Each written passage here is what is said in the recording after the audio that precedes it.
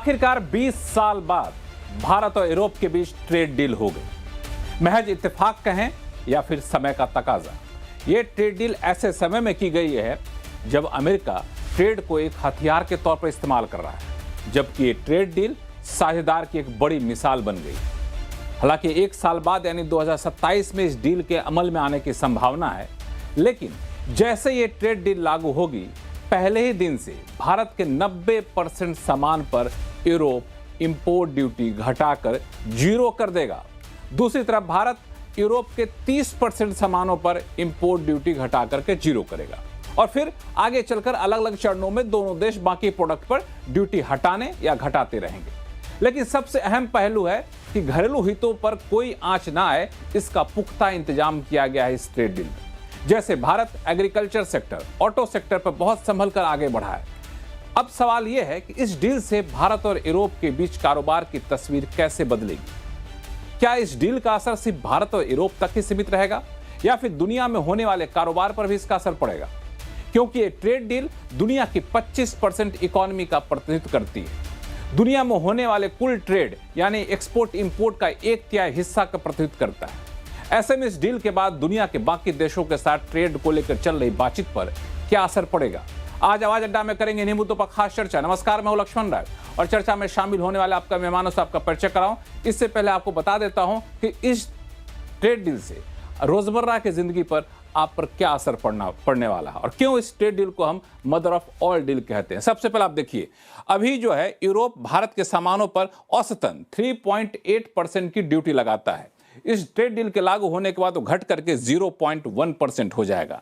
Marine product पर अभी 26% duty लगती है, केमिकल पर अभी 12.8% ड्यूटी लगती है, जो घट करके 0% हो जाएगी।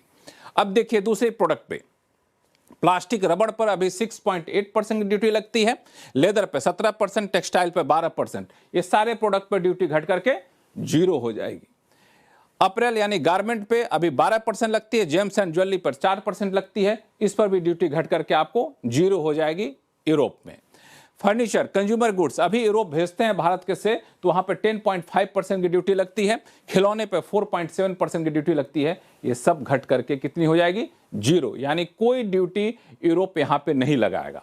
अब एक बड़ी महत्वपूर्ण बात है, वो है ऑटो। ऑटो पर भारत ने बड़ा संभल कर कदम रखा है, तो ऑटो पे कोटा के आधार पर ड्यूटी में कटौती की जाएगी, ब्लैंकेट ड्यूटी में रिडक्शन नहीं होगा।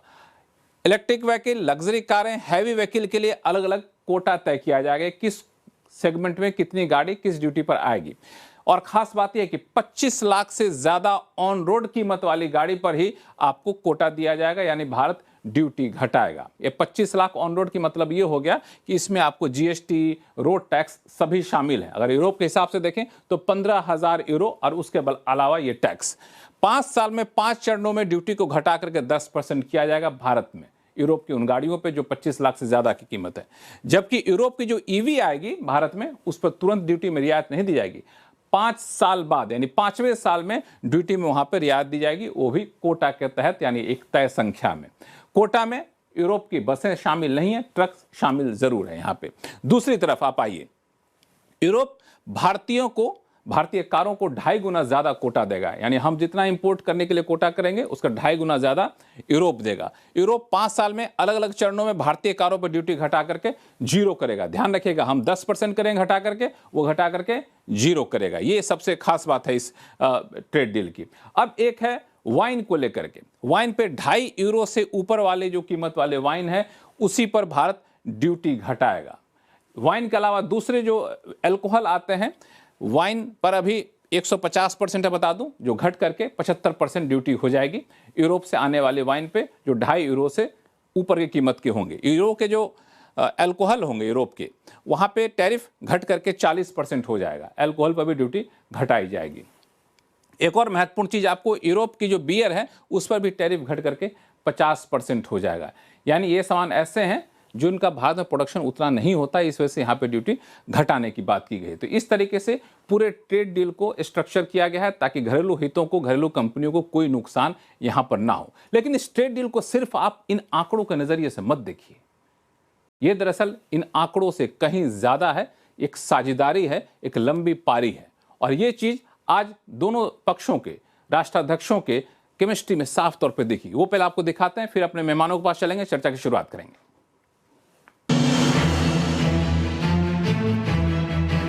ये राइजिंग इंडिया है, तेजी से तरक्की की राह पर आगे बढ़ते राष्ट्र की यात्रा में मील का पत्थर। 18 साल की मेहनत और इंतजार के बाद ये मुकाम हासिल हुआ है। वो डील पूरी हुई जिसे दुनिया आज मदर ऑफ ऑल डील्स कह रही है। ये एक करार ही नहीं बल्कि समृद्धि का ब्लूप्रिंट है। भारत और यूरोपियन यूनियन के बीच ट्रेड डील भारत और ईयू के रिश्तों में नए युग का शंखनाद है।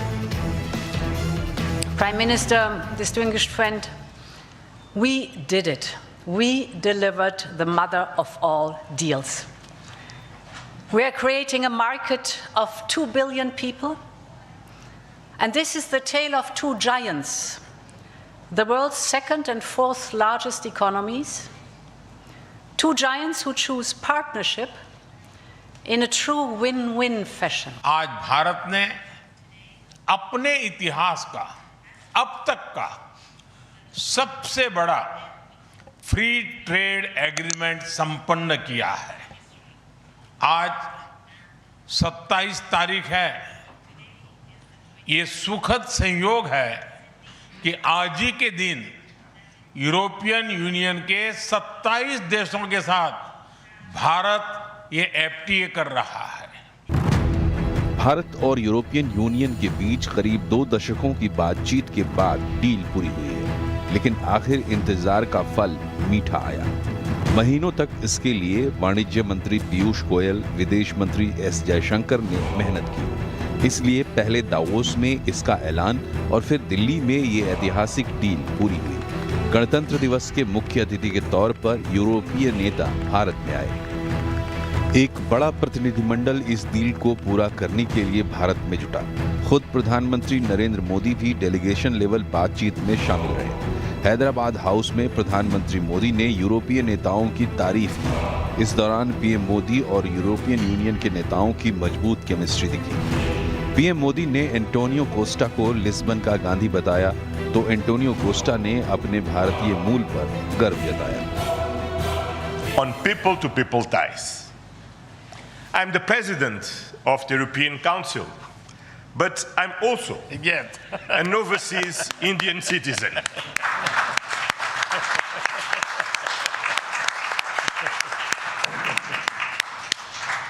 Then, as you can imagine, for me, it has a special meaning. I'm very proud of my roots in Goa, where my father's family came from. And the connection between Europe and India is something personal to me. इससे पहले European Commission की president Ursula von der Leyen ने तेजी से आगे बढ़ते भारत की तारीफ की। इसके साथ ही टैरिफ को हथियार बनाकर इस्तेमाल करने वालों को संदेश भी दिया। इस डील को पूरा करने के लिए मेहनत करने वाली टीम भारतीय वाणिज्य मंत्री पीयूष गोयल और विदेश मंत्री एस जयशंकर की खूब तारीफ की। इसके अलावा गणतंत्र दिवस के मौके पर शानदार मेहमान नवाजी के लिए भारत की तारीफ की। उन्होंने भारत की सफलता और यूरोप से बढ़ती प्रगाढ़ता का जिक्र भी किया। पीएम मोदी ने ग्लोबल ऑर्डर के लिए भी इस डील को एक बड़ा मैसेज बताया। राष्ट्रों के संबंधों में कभी-कभी ऐसा क्षण आता है जब इतिहास स्वयं कहता है यहीं से दिशा बदली, यहीं से एक नया युग शुरू हुआ। भारत की और यूरोपियन यूनियन की यह ऐतिहासिक समिट वही क्षण है। This agreement covers almost 99% of the total exports that are sent from India to the European Union and about 97% plus of the total exports from European Union to India. इस ऐतिहासिक deal के होने के बाद अब सबकी नजरें डोनाल्ड ट्रंप पर हैं। एक तरफ अमेरिका के साथ ट्रेड डील पर भारत की बातचीत अभी भी चल रही है, वहीं दूसरी तरफ यूरोप ने अमेरिका के साथ अपनी डील की मंजूरी पर रोक लगा दी है। ऐसे में सवाल यह है कि क्या इस डील के बाद अब ट्रंप भारत को लेकर ज्यादा सावधान होंगे? क्या यूरोपियन यूनियन के साथ एफटीए भारत के लिए बड़ा गेम चेंजर साबित होगा और यूरोप की समृद्धि का फायदा विकसित भारत की राह को ज्यादा मजबूती देगा? ऐसे कई सारे सवाल हैं जिनका जवाब ढूंढने की हम कोशिश करेंगे और हमारे साथ मेहमानों का एक खास पैनल है। पूर्व विदेश सचिव एम्बेसडर शशांक हैं हमारे साथ, जीटीआरए के फाउंडर अजय श्रीवास्तव जी हैं, international trade expert Abhijit Das ji हैं और वरिष्ठ पत्रकार नरेश कौशिक साहब हैं। और साथ ही इस चर्चा में हमने विशेष तौर पर आमंत्रित किया है BMW ग्रुप इंडिया के प्रेसिडेंट और CEO हरदीप सिंह बरार साहब को। इनको इसलिए बुलाया गया क्योंकि इस डील को लेकर जितनी भी चर्चाएं हुई, इसका एक बड़ा हिस्सा ऑटो सेक्टर को लेकर के था। और ऑटो सेक्टर एक ऐसा सेक्टर था, मुझे ये बताया गया कि 2013 में भारत और यूरोप के बीच में जो ट्रेड डील होते होते रह गई, उसमें ऑटो ही एक बड़ा सेक्टर था जहां पे बात नहीं बन पाई थी। इसीलिए इस पर खास तौर से चर्चा करेंगे हरदीप सिंह बरार साहब से। आप सही मेहमानों का स्वागत है। सर हरदीप जी, आपके पास आऊँ इससे पहले मैं एक छोटा सा कमेंट लेना चाहूंगा एम्बेसडर शशांक सर आपसे। इस डील को आंकड़ों से अगर हटकर हम देखें तो इसका सबसे बड़ा टेक अवे आपके हिसाब से क्या है? मैं समझता हूं कि जो करीब 20 साल से हम लोगों की बातचीत चल रही थी, उसको इस समय अंतर्राष्ट्रीय माहौल ऐसा बना कि यूरोप और भारत ने दोनों ने अपने को अमेरिका और चीन के एक तरीके से पिंसर मूवमेंट के बीच में पाया। एक तरफ से टैरिफ्स और दूसरी तरफ से नई टेक्नोलॉजी और एक ऐसी इच्छा की विश्व की सबसे पहली आर्थिक बनने वाली व्यवस्था। तो ऐसे में बहुत आवश्यक था कि यूरोप के लिए ज़रूरी था कि भारत जैसे देश के साथ में, जिसमें स्किल डेवलपमेंट हो रहा है, नए नए तेज़ी से यहाँ प्रगति हो रही है, उनके साथ मिला जाए। और उन्होंने भी हाल में देखा है कि कनाडा ने जो चीन के साथ में एग्रीमेंट किया, उस पर अमेरिका ने कहा 100% टैरिफ लगा दिया जाएगा।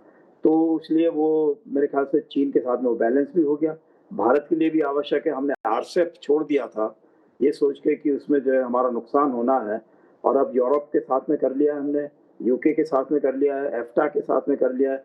तो मेरे ख्याल से अब हमें जो है कोई दिक्कत नहीं होनी चाहिए आगे के लिए। अगर अमेरिका के साथ में भी और जो RCEP के साथ में एशिया के देशों के साथ में हम अपने आगे डील बनाना चाहते हैं तो वो कर सकते हैं। तो मैं समझूंगा कि बहुत बड़ी बात है कि जहां एक अमेरिका के राष्ट्रपति चल रहे हैं इसमें टैरिफ्स बढ़ाने के चक्कर में, भारत, यूरोप और कई देश हैं वो चल रहे हैं कि टैरिफ्स कैसे कम किए जाएं। ये आपने बहुत इंपॉर्टेंट पॉइंट कहा और यही वजह है कि जिस टैरिफ को एक हथियार के तौर पर, ट्रेड को हथियार के तौर पर इस्तेमाल करना चाहते हैं अमेरिकी राष्ट्रपति ट्रंप, वहां पे हम लोगों ने साझेदार की बड़ी मिसाल दी। इस पर आगे मैं चर्चा करूंगा आप सही मेहमानों से। लेकिन मैं हरदीप सिंह बरार साहब आपके पास में आऊँगा एक सवाल लेकर के। ऑटो सेक्टर एक बड़ा महत्वपूर्ण और सेंसिटिव सेक्टर था जिसको लेकर कई दौर की बातचीत हुई, बहुत हर कोई अपना इंटरेस्ट छोड़ना नहीं चाह रहा था। तो इस डील को ऑटो सेक्टर के पर्सपेक्टिव से देखें तो आप कैसे देख रहे हैं? भारत का ऑटो सेक्टर की तस्वीर कैसे बदल जाएगी डील लागू होने के बाद? बहुत ही जो फैसला लिया है बहुत ही बैलेंस्ड फैसला है, क्योंकि इसमें एक बहुत इंपॉर्टेंट चीज़ है कि आप अपने लोकल डोमेस्टिक मार्केट को कैसे प्रोटेक्ट करते हैं जब आप ओपन अप करते हैं इस मार्केट को। तो उस हिसाब से बहुत बढ़िया रहा है, क्योंकि नंबर 1 इसमें एक कोटा है, ये नहीं है कि अनलिमिटेड गाड़ियां आएंगी। दूसरा चीज इसमें ये है कि ये over a period of time ये जो टैक्स है वो कम होगा। जैसे आज के दिन में $40,000 से ऊपर 110% का इम्पोर्ट ड्यूटी है या कस्टम ड्यूटी है, वो 2027 में मेरे ख्याल से 40% आ जाएगा। फिर अगले 5 साल में वो तकरीबन 10% पे आएगा। तो इससे ये नहीं है कि सडनली अपने ओवरऑल मार्केट को इम्पैक्ट करेगा। और इससे जो गाड़ियां हम इंपोर्ट कर रहे हैं, जो लग्जरी कार्स हैं, वो हम जो कुछ गाड़ियां नहीं ला पा रहे हैं क्योंकि वो 110% ड्यूटी के बाद बहुत महंगी हो जाती हैं, और कुछ कस्टमर्स हैं जो उनको फील करना चाहते हैं, उनको ड्राइव करना चाहते हैं, तो उनके लिए एक बहुत ही बढ़िया मौका रहेगा। जब ड्यूटी 40% हो जाएगी तो उन गाड़ियों के ऊपर 70% ड्यूटी कम हो जाएगी, तो गाड़ियां बहुत अफोर्डेबल हो जाएंगी। बट ओवरऑल जो मार्केट है, जो गाड़ियां यहाँ पे बन रही है, उनके ऊपर इसका कोई इम्पैक्ट नहीं आएगा, और जितना भी इम्पैक्ट है 2027 के बाद ही आएगा। 2027 के बाद ही इम्पैक्ट आएगा, जब यहाँ पे ट्रेड डील अमल में आ जाएगी, उसको लागू हो जाएगा। लेकिन जो महंगी गाड़ियाँ हैं जहाँ पे 110% की ड्यूटी लगती है, वो गाड़ियां यहाँ पे सस्ती होंगी जब आएंगी, लोग जो इसको फिल करना चाहते हैं उनको आधे से भी कम कीमत पर गाड़ियां यहाँ पे मिल पाएगी, ये आपका कहना है। अजय श्रीवास्तव सर, आपने चूंकि इस डील में जब आप सरकार में थे तब भी लंबे समय तक इस डील से जुड़ी हुई चर्चाओं में शामिल रहे हैं, अब डील की फाइनल तस्वीर निकल के सामने आई है। खास तौर से मैं ऑटो सेक्टर को लेकर के बात करूं, जो अभी हरदीप जी ने कहा भी कि ये आगे चलकर जब डील लागू होगी तो महंगी गाड़ियां सस्ती होंगी, ये कितनी संभावना आप इसको देख रहे हैं? क्योंकि पहले से भी अलग अलग सेगमेंट के सीकेडी एसकेडी के तहत ड्यूटी पहले से भी काफी कम है। तो दो तीन बातें हैं इसमें। पहली बात तो यह है कि आज भी हमारे यहाँ यूरोप से गाड़ियां आ रही हैं और वो गाड़ियां पूरी ड्यूटी देकर नहीं आ रही। वो जो कंप्लीटली नॉकडाउन कंडीशन में ड्यूटी केवल इंडिया में 15% है और सेमी नॉकडाउन में 30% है। तो जो BMW, मर्सिडीज बहुत सारी आ रही हैं, ये हम कम ड्यूटी में ला रहे हैं। मुझे लगता है इनमें से काफ़ी चीज़ें अब सीकेडी एसकेडी में आना बंद हो जाएंगी और डील में जो 10% टैरिफ है उसमें आना शुरू होंगी। बट उसके लिए तो 6-7 साल का टाइम है। अभी तो शुरू होने में ही एग्रीमेंट 1 साल से अधिक लगेगा और उसके बाद में ड्यूटी ग्रेजुअली कट होगी। तो मुझे लगता है कि जो लोगों का एप्रीहेंशन है कि एकदम से इम्पोर्ट ऑटोमोबाइल का बहुत बढ़ जाएगा, मुझे आज ऐसा नहीं लगता है। मुझे लगता है बहुत कुछ जो ये सीकेडी एसकेडी में आ रहा था वो कन्वर्ट हो जाएगा मेन सीबीयू, मतलब कंप्लीटली बिल्ट कार्स में। जो तो इंडिया में जो हमारे यहाँ जो थोड़ा बहुत स्क्रू ड्राइवर टेक्नोलॉजी होती थी वो बंद हो जाएगी और फुल कारें आने लगेंगी, लेकिन बहुत ज़्यादा असर नहीं पड़ेगा।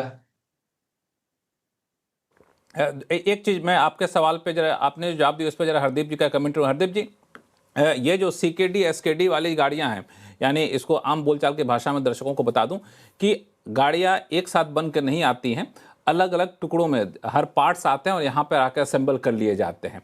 उसको कहा जाता है सीकेडी एसकेडी कैटेगरी में डाला जाता है। तो अभी उस कैटेगरी में जो आती है उस पर ड्यूटी कम लगती है।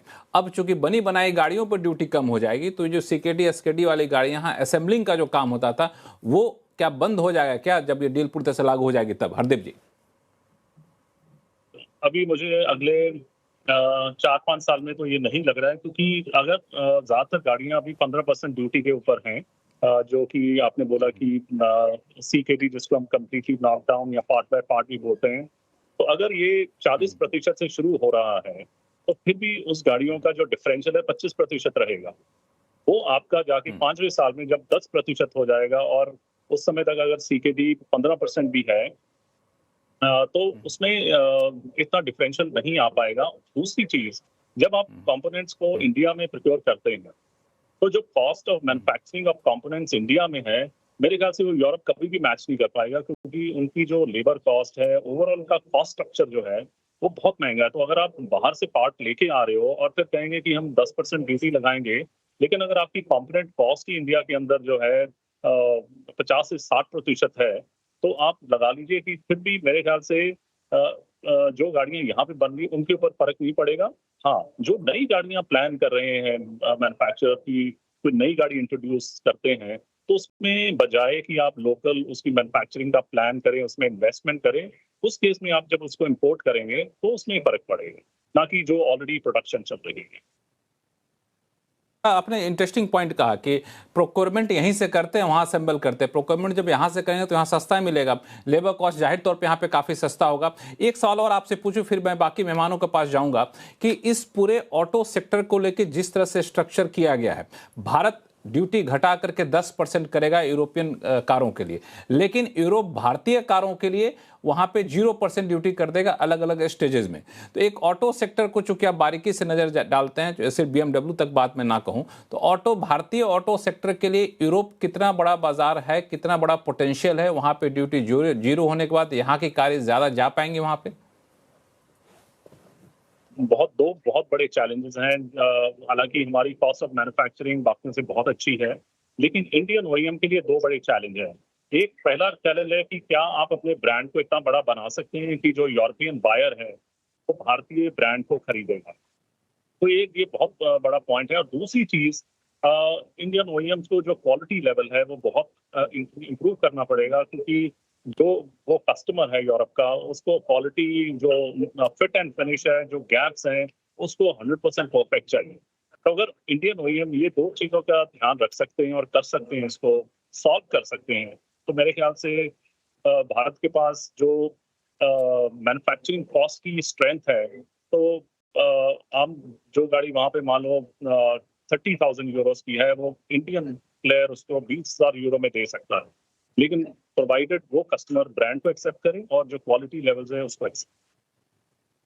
बहुत ही आपने इंपॉर्टेंट पॉइंट कही कि भारत के लिए बाजार यूरोप में है, लेकिन अपने ब्रांड को एस्टेब्लिश करना पड़ेगा, भरोसा जितना पड़ेगा कि भारत के जो सामान है उसमें उस लेवल की क्वालिटी, उस लेवल की टेक्नोलॉजी है। हरदीप सिंह जी को बाहर कहीं निकलना है, मुझे बताया गया है, तो मैं इनको जल्दी चाहूँगा कि फ्री कर दूँ, बाकी एंगेजमेंट इनके है। लेकिन इससे पहले ऑटो सेक्टर को लेके कुछ कमेंट करना चाहेंगे अभिजीत दास साहब आप? लक्ष्मण, सर्वप्रथम बहुत बहुत धन्यवाद मुझे आमंत्रित करने के लिए। ऑटो सेक्टर में जो मेरी चिंता है वो ईवी को लेकर है।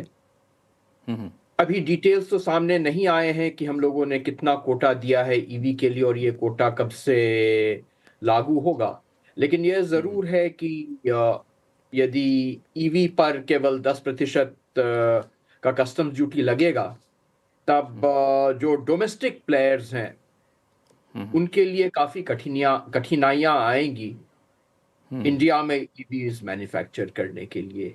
तो ऑटो सेक्टर में हाँ, इस पे मैं एक चीज़ मैं बता दूं, जो हम लोगों को जानकारी दी गई उद्योग मंत्रालय की तरफ से, उसमें कहा गया है कि ईवी पे पहले साल से ड्यूटी कट नहीं होगा। ट्रेड डील लागू होने के 5वें साल से ड्यूटी कट यहाँ पे किया जाएगा। कोटा कितना तय किया जाएगा ये नहीं कहा गया, ये जरूर कहा गया कि हम जितना कोटा देंगे उसका 2.5 गुना कोटा ईयू हमें देगा। हरदीप सिंह जी, एक छोटा सा कमेंट, ये कितना बड़ा कंसर्न है कि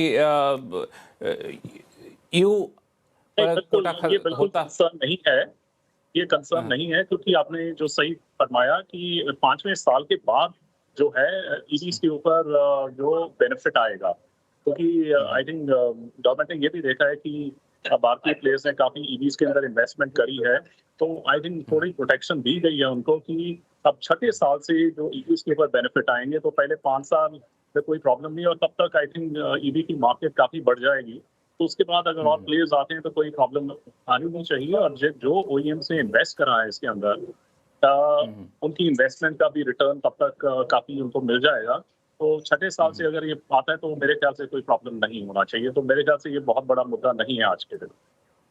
बिल्कुल आपने सही कहा, क्योंकि इस डील के हर पहलू को, हर चैप्टर को जब हमने देखा तो मुझे लगा कि इस डील को इस तरीके से स्ट्रक्चर किया गया है कि घरेलू हितों का पूरा ख्याल रखा जाए, और सिर्फ भारत के नहीं, यूरोप के भी। मतलब यहाँ पे कहीं किसी के बाजार पे हावी होने की कोशिश नहीं की गई। जहाँ पे संवेदनशील क्षेत्र उसको छोड़ दिया गया। भारत ने कहा कि हम आपके संवेदनशील क्षेत्र में नहीं जाएंगे, आप हमारे सेंसिटिव एरिया में नहीं आइए, और थोड़े भी कहीं भी विवाद की गुंजाइश यहाँ पे नहीं रखी गई है। यही इस डील की बड़ी खूबसूरती है। हरदीप सिंह बरार साहब, आपका बहुत बहुत धन्यवाद हमारे शो में जुड़ने के लिए। अब हम लोग ऑटो सेक्टर से कुछ आगे बढ़ने की कोशिश करेंगे, हमारे साथ बाकी मेहमान यहाँ पे जुड़े रहेंगे। नरेश कौशिक साहब हमारे साथ जुड़े हुए हैं। नरेश कौशिक साहब वरिष्ठ पत्रकार हैं और काफ़ी पैनी नज़र रखते हैं दुनिया भर में जो भी हलचल चल रही है। कौशिक साहब, शो के शुरुआत में एम्बेसडर शशांक साहब ने बड़ा अच्छा कहा कि इसकी टाइमिंग जो है उसको उन्होंने कहा कि ऐसे समय में किया गया है जब यूएस का रुख अलग सा दिख रहा है। आपको लगता है कि इस ट्रेड डील की एक बड़ी खासियत टाइमिंग रही है? बिल्कुल, और मैं समझता हूं कि भारत और यूरोप की जनता को डोनाल्ड ट्रंप को धन्यवाद देना चाहिए कि उन्होंने ये डील, जिसकी को 20 साल से हम उम्मीद कर रहे थे, कोई ना कोई वजह आके रुक जाता था, अब दोनों जगह से अर्जेंसी दिखाई गई, और दोनों भारत में भी और यूरोपियन संघ को भी ये लगा कि ये समय है कि हमें अब साथ जुड़कर काम करना होगा। अगर आप यूरोप के इन देशों की इकोनॉमी को देखें तो दोनों सबकी 27 देशों की इकोनॉमी मिलाकर कोई 22 ट्रिलियन डॉलर होती है, जो कि अमेरिका के बाद में दूसरा बड़ा है। चीन उसके बाद आता है, जबकि चीन अपने आप में बहुत बड़ी आर्थिक शक्ति इस समय है। तो मेरे विचार से ये जो डील किया है, इसमें ट्रंप ने खासकर जो पिछले हफ्ते जो यूरोप में आकर, डावोस में आकर जो हलचल मचाई, जिस तरह से ग्रीनलैंड को लेकर जिस तरह का दबाव डाला, जिससे यूरोप के लोगों को लगा कि वो बिल्कुल अपने द्वितीय विश्व युद्ध के बाद से जिस ताकत पर भरोसा करते थे, अब वो भरोसा करने लायक नहीं रह गई है। जहां पर कनाडा के प्रधानमंत्री ने बताया कि आपको अब अपने पांव पर खड़ा होना जरूरी है, तो ये दोनों देशों को, ये दोनों वर्गों को लगा, यानी यूरोपियन संघ को भी और भारत को भी, ये समय है एक होने का। और मुझे ऐसा लगता है कि इसका जो सबसे बड़ा जो फायदा होगा, देखिए स्ट्रेटेजिक ऑटोनॉमी सबसे बड़ा फायदा मुझे जिसमें दिखता है दोनों पक्षों की तरफ से, क्योंकि अब जिस तरह की निर्भरता अमेरिका पर दिखाता था यूरोप, उसकी निर्भरता भारत के साथ ये डील करने से कम होगी, क्योंकि भारत का बहुत बड़ा बाजार अब इनको मिल रहा है। क्योंकि अमेरिका जिस तरह से अपने जो टैरिफ्स का जो सबसे बड़ा जो मिसयूज करता था, वो इसके करता था कि हम सबसे बड़े आयातक हैं दुनिया में, यानी सबसे ज्यादा हम इंपोर्ट करते हैं, तो भारत की जो मार्केट है उसकी तरफ सबकी नजर है। तो मुझे तो बल्कि ताज्जुब होता है कि अपने पांव में कुल्हाड़ी क्यों अमेरिका के राष्ट्रपति ने मारी है, क्योंकि अमेरिका का इसमें अहित हो रहा है। और अब अगर वो इस तरह से कोशिश करेंगे दोनों देशों पर किसी तरह की धमकी, मुझे तो नहीं लगता कि देने की अब वो हिम्मत करेंगे, लेकिन अगर करेंगे तो वो और ज्यादा नुकसान करेंगे, क्योंकि उससे ये होगा कि अब हमें और क्षेत्रों में भी नजदीक आने की जरूरत होगी। और मैं इसका एक और जो दूसरा बड़ा फायदा देखता हूं भारत की दृष्टि से, भारत का जो मैन्युफैक्चरिंग सेक्टर है वो पिछले 10 साल से कोई बहुत आगे नहीं बढ़ा है, और उसकी वजह बहुत सारी समस्याएं हैं, जिसपे एक समस्या ये है कि हमारी जो क्वालिटी है, जिसकी तरफ हरदीप जी ने इशारा किया था, भारतीय माल की क्वालिटी कोई बहुत अच्छी दुनिया में नहीं मानी जाती। मैं यहाँ यूरोप में हूँ और ये शिकायत मैंने सुनी है। तो अब इससे ये होगा कि जिस तरह से चीन ने पिछले 10 साल में 15 साल में अपनी मैन्युफैक्चरिंग गुड्स की क्वालिटी जिस तरह से इंप्रूव की है, अब हमें अपनी क्वालिटी पर ध्यान देना होगा। और क्वांटिटी तो हम ज्यादा बना ही सकते हैं, और इस लिहाज से सप्लाई चेन में जो चीन को इन पर जो निर्भरता है दुनिया की, उसको कम करने में तो मदद ला सकते हैं। लेकिन यहाँ यूरोप में क्वालिटी को लेकर बहुत ध्यान दिया जाता है। इस पे अब हमारे जो मैन्युफैक्चरर्स हैं उन पर यह दबाव पड़ेगा कि वो ना केवल क्वांटिटी बढ़ाएं, माल ज्यादा पैदा करें, बल्कि अच्छी क्वालिटी का बनाएं। मैं समझता हूं कि ये भारत के लिए एक बहुत अच्छी बात इस डील से सामने आई है, और इसका आने वाले जो समय में इसके और परिणाम दिखेंगे। भारत की अर्थव्यवस्था की जो गति है इससे और तेज होगी। बिल्कुल, आपने बड़ा सही कहा कि क्वालिटी एक बड़ा कंसर्न रहता है। क्वालिटी अच्छा भी कर ली है तो इमेज ऐसा है कि क्वालिटी शायद अच्छी ना हो, इस बात की शंका लोगों में बनी रहती है। ऐसे समय में जो यूरोप के सामान सस्ते में भारत आएंगे तो उसकी क्वालिटी को देख करके हमारे मैन्युफैक्चरर को भी लगा कि नहीं, ऐसी क्वालिटी होनी चाहिए। जब यहाँ के कंज्यूमर को एक बेहतर क्वालिटी के प्रोडक्ट को इस्तेमाल करने की आदत पड़ जाएगी तो वो ढूंढेंगे कि भारत में भी अच्छी क्वालिटी चाहिए, तो उनके ऊपर भी एक दबाव बनेगा। और एक तीसरी चीज़ जो मैं देख रहा हूँ आपकी बातों से कि सबसे बड़ी समस्या है कि डिमांड हमारी उतनी नहीं, इसलिए मैन्युफैक्चरिंग कैपेसिटी नहीं बढ़ा रहे हैं। तो एक डिमांड जब बाहर से आएगा तो घरेलू इंडस्ट्री वहाँ से मैन्युफैक्चरिंग कैपेसिटी बढ़ता हुआ दिखेगा। इस पर मैं आगे चलकर चर्चा करूंगा, लेकिन एक जो बात आपने कि इस पर मैं शशांक सर से मैं छोटा सा कमेंट लेना चाहूंगा कि अमेरिका पर एक दबाव बनेगा कि अब दोनों पक्षों के बीच में डील हो गई जो दुनिया की इकोनॉमी का 25% का प्रतिनिधित्व करती है, पूरे ट्रेड का, दुनिया के ट्रेड का 1/3 का प्रतिनिधित्व करती है। वो जब आपस में डील कर लिए तो हम कैसे अलग थलग रह सकते हैं? ये दबाव कितना कारगर होगा, या दबाव वाकई पड़ेगा भी क्या, जिस तरीके से जिस दौर से गुजर रहे हैं अमेरिकी राष्ट्रपति ट्रंप? शशांक सर। नहीं, जिस प्रकार से राष्ट्रपति ट्रंप बिहेव करते हैं और रिएक्ट करते हैं, तो हमको लगता है सबसे पहले तो वो अपने एडवाइजर्स को बोलेंगे, काफ़ी भला बुरा कहेंगे, और फिर उसके बाद में जो यूरोप के नेता हैं और बाकी नेटो के सदस्य देश हैं उनको बहुत कहेंगे कि देखिए, हम तो भारत के ऊपर हमने 25% टैरिफ लगाया है रूस से तेल खरीदने के लिए।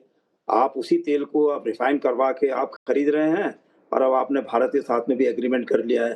तो मैं समझता नहीं हूँ कि किस तरीके से, मुझे लगता है कि काफ़ी सख्त लहजे से वो अपने यूरोपियन मित्रों के साथ बात करेंगे।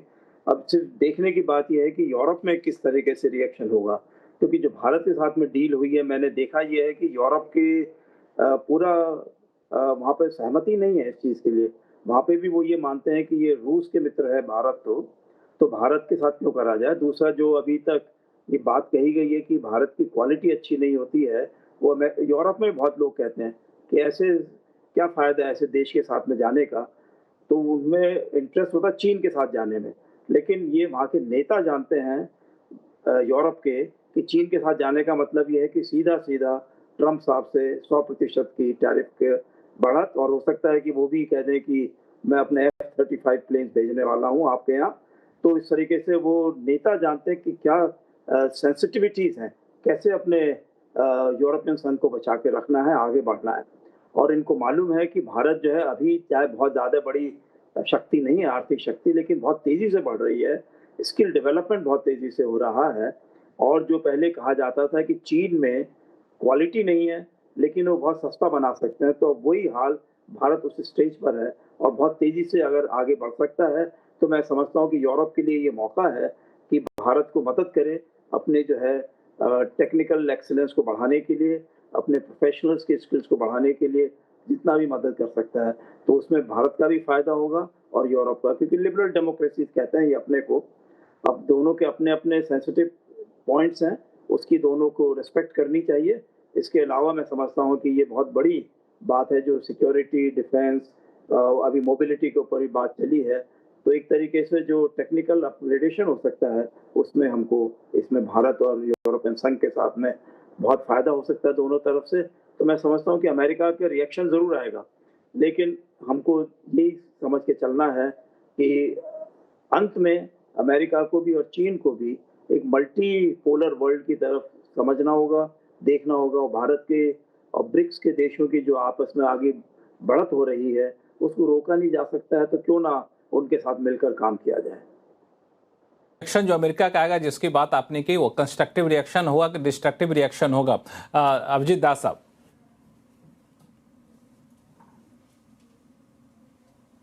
अमेरिका के तरफ से तो कंस्ट्रक्टिव रिस्पॉन्स उम्मीद करना आज के माहौल में शायद संभव न हो। अमेरिका की तरफ से तो कोई जो भी रिस्पॉन्स आएगा वो तो यूरोप पे दबाव डालने के लिए ही रिस्पॉन्स आएगा कि आपने भारत के साथ कैसे ट्रेड एग्रीमेंट कर लिया। लेकिन ये भी संभव है कि बैकग्राउंड में अमेरिका कोशिश कर सकता है कि भारत के साथ वो थोड़ा और लचीलापन दिखलाए। अब तक तो अमेरिका का अप्रोच बहुत ही इनफ्लेक्सिबल रहा है। यह हमें उम्मीद करनी चाहिए कि अब कुछ फ्लेक्सिबिलिटी आएगी अमेरिका की तरफ से ट्रेड डील के लिए भारत के साथ। कुछ लचीलापन दिखे वहां से। एक चीज और कि इस ट्रेड डील के बाद और इससे पहले 8 देशों के साथ जो डेवलप कंट्री है उनके साथ भी ट्रेड डील की गई, तो जो हम लोगों ने अपने रेड लाइन एरियाज थे उस पर कोई समझौता नहीं किया। इस ट्रेड डील में भी हमने एग्रीकल्चर प्रोडक्ट जहां पे हमारी बढ़त है, जहां पे हमारे किसान की नहीं बढ़ता है, उस पर कोई समझौता नहीं किया। तो ऐसे में यूएस का जो दबाव एक तरीके से रहता है हमारे एग्रीकल्चर सेक्टर में घुसने का, वो दबाव कम होगा।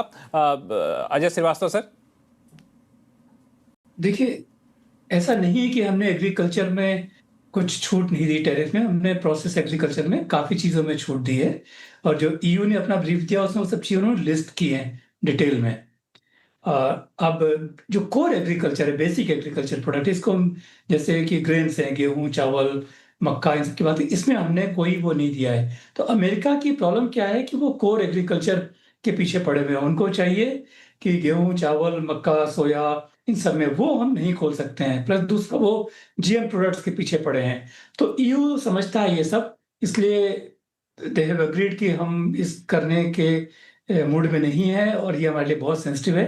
तो अमेरिका भी समझेगा, और ईयू का एग्जाम्पल देखेंगे तो वो देखेंगे कि मतलब ये कोई नेगोशिएटिंग टैक्टिक्स नहीं, ये सब लाइवलीहुड इश्यूज हैं हमारे यहाँ जो कोर ग्रेन्स के बारे में है। 700 मिलियन 70 करोड़ लोग वहाँ पर लाइवलीहुड के लिए निर्भर है इन सब चीज़ों पर। तो ये ट्रेड इशू है ही नहीं हमारे लिए, तो हम नहीं खोल सकते हैं, केवल अपना डिस्ट्रक्शन करके खोल सकते हैं।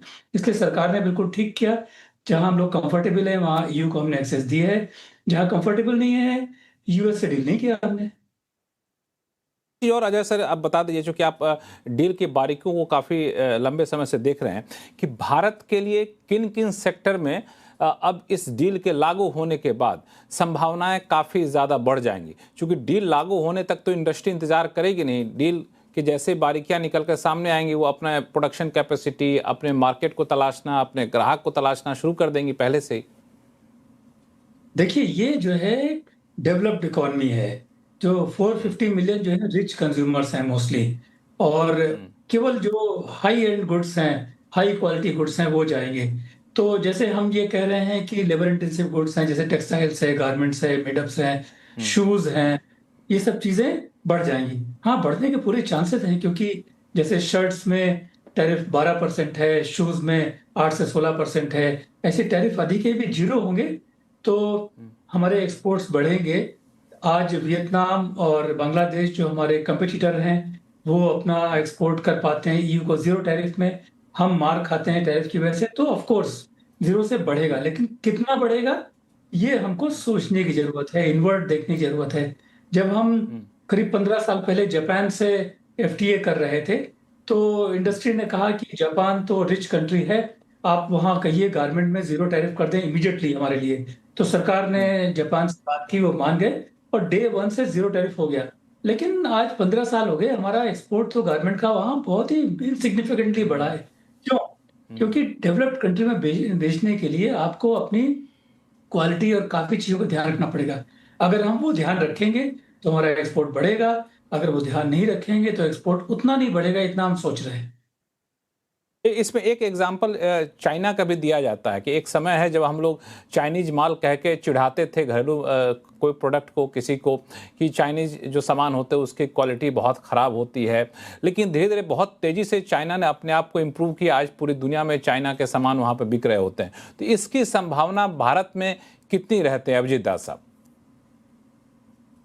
देखिए, इसकी संभावना भारत में तब होगी जब हमारा स्केल, इकोनॉमीज ऑफ स्केल का फायदा हमें मिलेगा, उससे कॉस्ट ऑफ प्रोडक्शन कम होगा, जिसके वजह से फिर जो अपने प्रोड्यूसर्स हैं उनके पास फाइनेंशियल वेयरविथॉल होगा, इंसेंटिव होगा कि वो क्वालिटी बढ़ाएं। तो हमें अपना स्केल ऑफ प्रोडक्शन इंप्रूव करना, बढ़ाना है, और हमें लेसन्स लर्न करने हैं कि किस प्रकार चीन ने अपना क्वालिटी ऑफ प्रोडक्शन इंप्रूव किया। चीन ही क्या, आज से कुछ दशक पहले जापान की भी वही हालत थी, लेकिन अथक प्रयास से क्वालिटी इंप्रूव किया जा सकता है। तो हमें यह जरूर इन दोनों देशों से सीख लेनी चाहिए कि प्रोडक्ट के क्वालिटी में यदि हम गुणवत्ता को बढ़ाएंगे नहीं, तब विश्व बाजार में हमारा जो भी पोटेंशियल है वो पोटेंशियल पूरी तरीके से रियलाइज नहीं हो पाएगा। इंपॉर्टेंट बात आपने कही कि हमें इसको काफ़ी ज़्यादा बढ़ाना होगा, तभी हम जितने बाजार में जा रहे हैं, जहाँ एंट्री मिल रही है, उस पोटेंशियल को हम रियलाइज़ कर पाएंगे। इसकी शुरुआत क्वालिटी पर सवाल उठाना शुरू किया था नरेश कौशिक साहब ने, इनके पास वापस से आऊँगा। लेकिन शशांक सर, जिस तरीके से एक्सपोर्ट बढ़ाने के लिए सरकार मिशन का सहारा ले रही है, अपने पे जो अलग अलग एम्बेसी है वहाँ का सहारा ले रही है कि आप भारतीय प्रोडक्ट का प्रचार प्रसार में मदद करिए, फोकस प्रोडक्ट स्कीम बढ़ा रही है, और इन सब समय में ऐसे का डील किया जाना, इसमें ये डिप्लोमेटिक तरीका कितना काम आएगा कि भारत के प्रोडक्ट की ब्रांडिंग अच्छी हो सके, भारत के प्रोडक्ट का अच्छा बाजार मिल सके यूरोप में?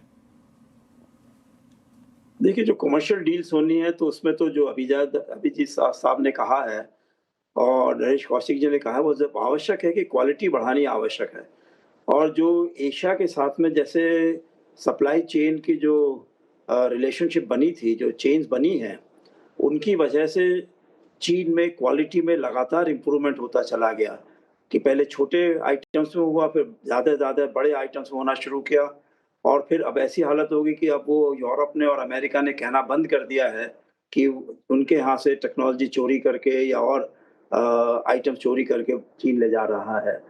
तो ये मैं समझता हूँ कि भारत के लिए आवश्यक है कि पहले हम जो सप्लाई चेन्स वगैरह जो बनी हुई हैं हमारी एग्जिस्टिंग, उनको इम्प्रूव करें पूरे तरीके से, और जहाँ बना सकते हैं उनको बनाएं, और अपने निगोशिएशंस में ये भी देखें कि कोई चीज़ आत्मनिर्भरता ठीक है, टेक्नोलॉजी अपग्रेडेशन हमारे यहाँ हो जाएगा, लेकिन साथ ही साथ सप्लाई चेन्स भी बननी आवश्यक है, जिससे कि जो मैक्सिमम प्रॉफिट्स लिए जा सकते हैं, बेनिफिट्स लिए जा सकते हैं, अपग्रेडेड क्वालिटी गुड्स की बनाने के लिए, तो वो हम बना सकेंगे, क्योंकि अभी तक हमारा प्रोफेशनल सर्विसेज में तो अच्छा रहता है, लेकिन मैन्युफैक्चर्ड आइटम्स में अभी तक हम पूरे तरीके से अपने मार्केट को पूरे तरीके से नहीं बना पाते हैं उसके लिए।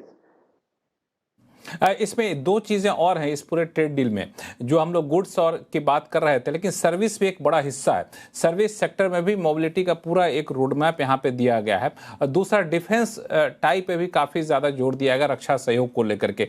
ये कितनी बड़ी बात है भारत के लिए, और भारत के लिए किस तरह के पोटेंशियल यहाँ पे बनेगा, क्या अवसर पैदा होंगे, इस पर चर्चा करेंगे छोटे से ब्रेक के बाद। आप लोग कहीं जाइएगा नहीं, लौटते हैं जल्द। ब्रेक के बाद आपका फिर से आपका स्वागत है। हम लोग चर्चा कर रहे हैं कि भारत और यूरोप के बीच की गई इस बड़ी डील के मायने क्या हैं और भारत के लिए इससे क्या फायदे होंगे, और दुनिया के बाकी देशों के साथ चल रहे ट्रेड डील पर चर्चा पर इसका क्या असर पड़ेगा। ब्रेक पे जाने से पहले हम लोगों ने चर्चा की थी जिस तरीके से गुड्स का एक्सपोर्ट होता है उसके क्या पोटेंशियल है, घरेलू मैन्युफैक्चरिंग सेक्टर में क्या चुनौतियां हैं। अब इस डील का दो काफ़ी महत्वपूर्ण पहलू है। पहला पहलू है कि सर्विस सेक्टर। सर्विस सेक्टर का मतलब ये होगा कि हमारे लोग, हमारे स्टूडेंट जाकर के यूरोप के देशों में यूनिवर्सिटीज़ में पढ़ने जाते हैं, पढ़ने के बाद वहाँ नौकरी करते हैं, तो कई तरह की शर्तें रहती हैं। अब वहाँ पर उन शर्तों में बड़ी ढील देने की बात इस ट्रेड डील के जरिए की गई है। नरेश कौशिक साहब, चूंकि आप वहीं रहते हैं, तो मैं आपसे समझना चाहूंगा कि ये कितनी बड़ी राहत या फिर कितना बड़ा दरवाजा खोलेगा, खासतौर से सर्विस सेक्टर के लिए, स्टूडेंट्स के बाद वहां पे काम करने वालों के लिए। आप जानते हैं सर्विस सेक्टर भारत की अर्थव्यवस्था का इस समय जीडीपी का कोई 55% के करीब सर्विस सेक्टर से मिलता है। तो सर्विस सेक्टर भारत की अर्थव्यवस्था के लिए बहुत महत्वपूर्ण है। और भारत के जो लोग हैं, उनकी पढ़े लिखे लोग हैं, ट्रेंड लोग हैं, लेकिन फिर भी उनके लिए दरवाजे काफी समय हद तक बंद रहे हैं।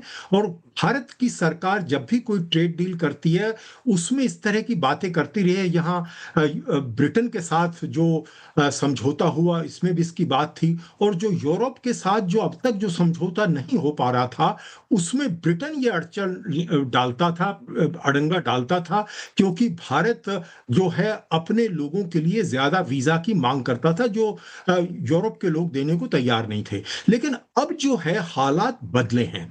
हालात जिस तरह से जो ट्रंप का जिस तरह से पूरी दुनिया की अर्थव्यवस्था को तहस नहस किया है, और जिस तरह से उन्होंने अमेरिका पर निर्भरता दुनिया की कम करने के लिए एक तरह से खुद ही दबाव डाला है कि आप भाई स्वतंत्र हो जाइए, हम पर भरोसा मत कीजिए। और जो पिछले हफ्ते जो हुआ, जिसका जिक्र मैंने पहले भी किया, उसमें यह हुआ है कि पहली बार यूरोप के देशों को मजबूर होकर अमेरिका को आंख दिखानी पड़ी। अमेरिका को ट्रेड टैरिफ का बदले में जवाब देना पड़ा। उसके बाद ही ट्रंप जो है सहम कर गए हैं। ट्रंप जो है, आपको याद होगा जब ट्रंप वापस गए हैं तो वो पहले जितने आश्वस्त नहीं थे, उनकी ईगो हर्ट हुई थी। और इसकी वजह ये थी कि यूरोप ने अपने आप को अपने पांव पर खड़ा करने के लिए किया। और जो चीन ने, जो हम क्वालिटी की जो बात कर रहे थे, जो क्वालिटी पर जो जोर दिया था चीन ने, उसमें खाली अपना माल बेचना नहीं था। माल तो वो पहले भी बेच रहा था, दुनिया का बाजार पहले भी बन चुका था। दरअसल चीन अपने पांव पर खड़ा होना चाहता था पूरी तरह से, खासकर हाईटेक इंडस्ट्रीज में। ये मैं समझता हूं कि जो यूरोप के साथ जो ये हमारा डील हुआ है, ये हमारे लिए बहुत महत्वपूर्ण इसलिए भी है कि हम हाईटेक इंडस्ट्रीज में यूरोप के साथ मिलकर चीजों को बनाएंगे। अब हम सिर्फ ये बने बनाए कपड़े या छोटी मोटी कारें या स्कूटर वगैरह बेचने और उसको निर्यात करने की बात नहीं कर रहे हैं। हम हाईटेक इंडस्ट्रीज की बात कर रहे हैं। एआई में हम जो है मिलकर बहुत सारी चीजें करने की बात कर रहे हैं। जो अमेरिका जिस तरह की टेक्नोलॉजी देने से हमें थोड़ा सा हिचकता रहा है, हालांकि पिछले 10 साल में वो बदला था, यूरोप उससे भी ज्यादा चिंतित था। और यूरोप को लगता था कि क्योंकि भारत के रूस के साथ संबंध बहुत अच्छे हैं, तो वो हमारे लिए अच्छा ठीक नहीं होगा। तो ये रूस वाला फैक्टर अब भी है, लेकिन चीन का जो डर है वो इतना बड़ा है यूरोप के लिए कि उनको लगता है कि अब अगर आप अमेरिका पर निर्भर नहीं रह सकते, तो आपको भारत जैसे देश के साथ, जिसमें ना केवल मार्केट है, उसमें बहुत बड़े बड़े सर्विस सेक्टर के ट्रेंड लोग हैं, जिनको और ज्यादा ट्रेन किया जा सकता है, जिनको मिलकर हम हाईटेक इंडस्ट्रीज बना सकते हैं, जिसका फायदा हमें होगा। आपको याद होगा कि इस समय यूरोप और जापान मिलकर 6th जनरेशन फाइटर एयरक्राफ्ट बना रहा है, जिसमें भारत को न्योता दिया गया था, और भारत ने उस समय मना किया था कि नहीं, हम सोच रहे हैं इसके बारे में। हालांकि बिल्कुल मना नहीं किया, ये ऑप्शन खुला हुआ है। मैं समझता हूं ये ऑप्शन भी भारत के लिए होगा। तो डिफेंस सेक्टर में, क्योंकि चीन के साथ हमें मुकाबला करना है और अमेरिका हमारे लिए कोई बहुत रिलायबल पार्टनर नहीं बचा है, तो यूरोप हमारे लिए जरूरी है कि यूरोप के साथ मिलकर, जो कि विकसित एक खड़ा है, तो एक विकसित यूरोप के साथ मिलकर भारत का पोटेंशियल जो है हाईटेक इंडस्ट्रीज में अपनी मैन पावर, उसको हम ज्यादा मोनेटाइज कर पाएंगे। ये आपने कहा, काफी इंपॉर्टेंट पॉइंट आपने कहा कि उसको हम लोग पोटेंशियल को मोनेटाइज कर सकेंगे। आपने एक जो बात की डिफेंस टाई को लेकर के, अभी काफी इंपॉर्टेंट है ये, दोनों पक्षों के बीच जो करार किया गया है उसका एक अहम हिस्सा है अभिजीत दास सर। और ऐसे समय में ये डिफेंस टाई की बात की जा रही है जब अमेरिका की धमकी के बाद, अमेरिका से रिश्ते खराब होने के बाद यूरोपियन यूनियन ने अपना खुद का डिफेंस सिस्टम डेवलप करने की बात कर रहा है। ऐसे में जो ड्राफ्ट डॉक्यूमेंट जारी किया गया है यूरोपियन यूनियन की तरफ से, उसमें कहा गया कि भारत के साथ पार्टनरशिप के अलग अलग रास्ते तलाशे जाएंगे। इसको कैसे देखा जाना चाहिए? एक बहुत ही महत्वपूर्ण इनिशिएटिव होगा। को प्रोडक्शन से जरूर हमें फायदा मिलेगा। कुछ संभावना हो सकती है कि ट्रांसफर ऑफ टेक्नोलॉजी भी हो डिफेंस प्रोडक्शन में, और भारत भी कोशिश कर रहा है कि अपने डिफेंस मैन्युफैक्चरिंग को सुदृढ़ बनाए। तो मुझे यह इसमें काफी उम्मीद है, आशा की किरण जगी है कि यूरोपियन यूनियन और भारत के पार्टनरशिप से डिफेंस प्रोडक्शन में हमें अवश्य लाभ मिलेगा, और हमें डाइवर्सिफाई करने का भी ये एक बढ़िया अपॉर्चुनिटी है यूरोपियन यूनियन के साथ पार्टनरशिप करके थी। मुझे ये काफी हद तक ये एक विन विन पार्टनरशिप लगता है डिफेंस प्रोडक्शन में। डिफेंस प्रोडक्शन में लेकर शशांक सर, ये दो बातें, डिफेंस प्रोडक्शन में पार्टनरशिप और दूसरा कि यूरोप भी चाहे कि चाइना और रशिया पर निर्भरता कम किया जाए। वो ज्यादा रिलायबल पार्टनर नहीं है, भारत उसके मुकाबले ज्यादा रिलायबल पार्टनर है। यूएस ने भी अपनी विश्वसनीयता खो दी है। जी, तो यूरोपियन संघ जो है वो इस समय चाहेगा कि अमेरिका का जो नंबर 1 रोल है वो अब यूरोप प्ले कर सके। भारत को एक उभरती हुई आर्थिक शक्ति है, तो भारत का विचार ये है कि आगे जाकर अगर 3 बड़े शक्तियां, आर्थिक शक्तियां होने वाली हैं, तो भारत भी उनमें से एक हो। तो मैं समझता हूं कि इसके लिए भारत को, जो इस तरह से चीन ने अपना विजन रखा था और फिर फोकस तरीके से काम किया उस विजन की तरफ, तो भारत को भी वो विजन रखना होगा। वो खाली विजन अगर प्रधानमंत्री जी के पास है, सरकार के पास है, तो उससे काम नहीं बनेगा। हमारे यहाँ जितने भी ट्रेड के लोग हैं, इंडस्ट्री के लोग हैं, जो हमारे साइंटिस्ट हैं, हर एक को वो काम देखना होगा कि भारत का क्या विजन है और किस तरीके से वो इसमें मदद कर सकते हैं। दूसरी बात यह भी है कि जो एशिया के देश हैं उनमें भारत के लिए बहुत इज्जत है, और हमने जो है शुरुआत में एशिया के साथ में ज़्यादा अपने एग्रीमेंट्स किए थे व्यापार के संबंध में। अब आवश्यक ये है कि उनको दोबारा से साथ में लाया जाए, जिससे कि हमारे पास जो है बात ऐसी बन सके कि पूरे एशिया का साथ में मिलके, फिर अफ्रीका के साथ में जो ग्लोबल साउथ में भारत का रोल रहा है उसको हम आगे लेकर साथ में चल सकें।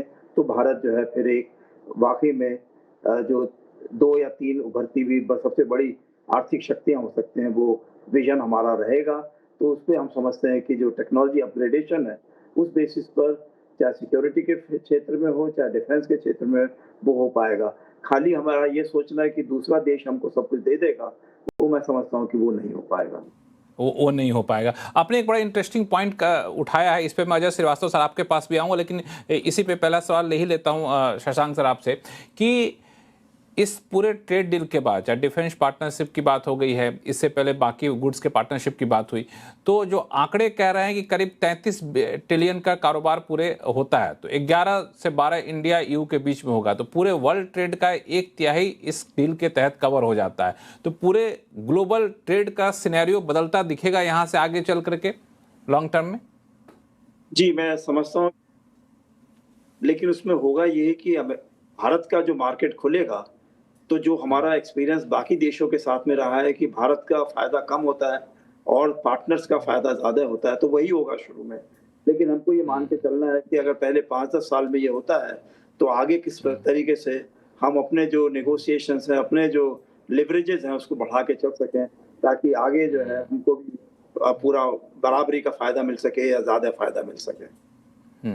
अजय श्रीवास्तव सर, जो अभी शशांक जी ने कहा कि कई बार ऐसा हुआ है कि ऐसे ट्रेड डील में भारत को फायदा कम होता है, सामने वाले देशों को ज्यादा फायदा हो जाता है। तो अब चूंकि अनुभव भारत का कई देशों के साथ FTA ट्रेड डील का हो चुका है, तो ये दिक्कत यहाँ पे नहीं आएगी, ये कैसे इंश्योर किया जाए? तो लक्ष्मण जी, एक करेक्शन है, हम ये इंडिया EU का डील है, दोनों का ग्लोबल ट्रेड मिलाकर 33% नहीं है दुनिया के ट्रेड का, ये 11-12% है केवल। 33% सर्विस जोड़ के भी, जी, सर्विस जोड़ कर भी, ठीक है, इसको फिर से कैलकुलेट किया, बट ये 11-12% है, नहीं है। दूसरी बात ये जो सरकार की तरफ से आंकड़े दिए गए उसको मैंने कोट किया, उन्होंने कहा कि ग्लोबल ट्रेड का 1/3 जो है सो यहाँ पे है, इस वजह से मैंने कहा। हाँ नहीं, हाँ ठीक है वो, लेकिन फिगर गलत है, हम लोग बाद में इस बारे में बात करेंगे प्रोग्राम के बाद में। तो देखिए, पहली बात FTA में क्या होता है, FTA में सबसे बड़ी चीज होती है टैरिफ कट्स, और टैरिफ कट जो हाई टैरिफ कंट्री है, इंडिया हाई टैरिफ कंट्री है, अगर आप ऑटोमोबाइल में 100% से 10% करेंगे तो एकदम से उसकी कॉस्टिंग आधी हो जाएगी, वो आधे प्राइस से बेच सकता है। बाकी पूरी दुनिया इंडिया में बेचेगी 200 रुपए का और EU बेचेगा 100-110 रुपए का केवल, है ना, तो एक इमीडिएट प्राइस एडवांटेज है। लेकिन ऐसा डेवलप्ड कंट्रीज के साथ में नहीं है, वहां पर एवरेज टैरिफ में 3% है, 2% है, तो अगर वो 0 भी कर देते हैं तो ज्यादा फर्क नहीं पड़ेगा अगर आप अपना केवल टैरिफ के बेसिस पर। EU अगर इंडिया से एक्सपोर्ट करता है तो बिना कुछ उनको अपनी क्वालिटी इंप्रूव किए, केवल टैरिफ कट्स की वजह से मेजर एडवांटेज मिलेगा प्राइस में over other suppliers. But India को 3 से 0 होगा, अधिक एडवांटेज नहीं मिलने वाला है। एक चीज और सोचनी है हमको कि 30% इंडस्ट्रियल गुड्स इंडिया के जो हैं यूरोप में आज भी 0 टैरिफ में जा रहे हैं, जैसे मेडिसिन हैं, तो उनको कोई फायदा नहीं मिलेगा। बाकी जो 20% है वो लेस देन 3% में जा रहे हैं, उनको लोग सोचेंगे इतना सारा कहाँ FTA का रूल्स ऑफ ओरिजिन ध्यान रखो, लोग जनरली छोड़ देते हैं, तो बाकी चीजों में मिलेगा। तो ये फैक्टर है। और थर्ड एक बात और है, जो हमने पुराने FTA किए थे, जो ईस्ट एशियन इकोनॉमी के साथ में, जापान, आसियान, साउथ कोरिया, तो हमारा ट्रेड डेफिसिट है उनके साथ में, और वो बढ़ रहा है। They are very efficient economies. ये इकोनॉमीज का अभी हम समझ गए, जैसे US है, यूरोप है, इन सब के साथ हमारा ट्रेड सरप्लस है। अब देखना ये है कि हम ट्रेड सरप्लस को आगे बरकरार रख पाते हैं कि नहीं रख पाते हैं, और इसको किस तरीके से स्केल को आगे बढ़ा सकते हैं। हालांकि तय समय सीमा में दोगुना करने की बात यहाँ पे की जा रही है, लेकिन ये बात सही है कि ट्रेड डील जब लागू हो जाएगी तब बहुत सारी तस्वीरें निकल कर सामने होंगी। आप सही मेहमानों ने अपना कीमती समय हमारे लिए निकाला, इसके लिए बहुत बहुत धन्यवाद। आवाज अड्डा में फिलहाल इतना ही। देखते रहिए CNBC आवाज। नमस्कार।